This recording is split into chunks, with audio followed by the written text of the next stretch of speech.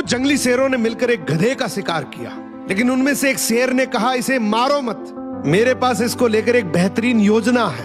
उस योजना के तहत शेरों ने गधे को अपने साथ रखा, उसकी देखभाल करके उसका विश्वास जीत लिया। फिर एक दिन उसे वापस गधों के समाज में भेज दिया, पर इस बार वो गधा एक गधे की तरह नहीं, बल्कि वो एक शेर के समान गधों का राजा बनकर वापस आया था, जिसके पीछे सभी शेरों का साथ था।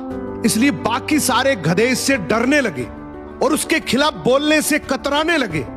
अब शेर जब जब उस गधों के झुंड को देखने आते, ये गधा अपने ही समुदाय के गधे को शेरों को खाने के लिए दे देता। ये गधा गधों के बीच तो एक शेर जितना ताकतवर बन गया था, लेकिन शेरों के बीच वो अब भी एक गधा ही था। ये अपने जैसों पर तो राज करता था, लेकिन ये एक ऐसी ताकत से जुड़ा हुआ था जिससे वो बचकर भाग नहीं सकता था।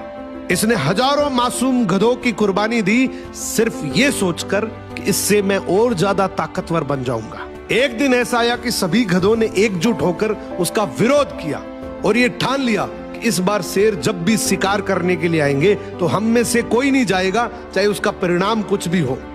अगले दिन जब शेर आए तो ये गधा अकेला ही खड़ा था, इसके पास कोई दूसरा झुंड नहीं था।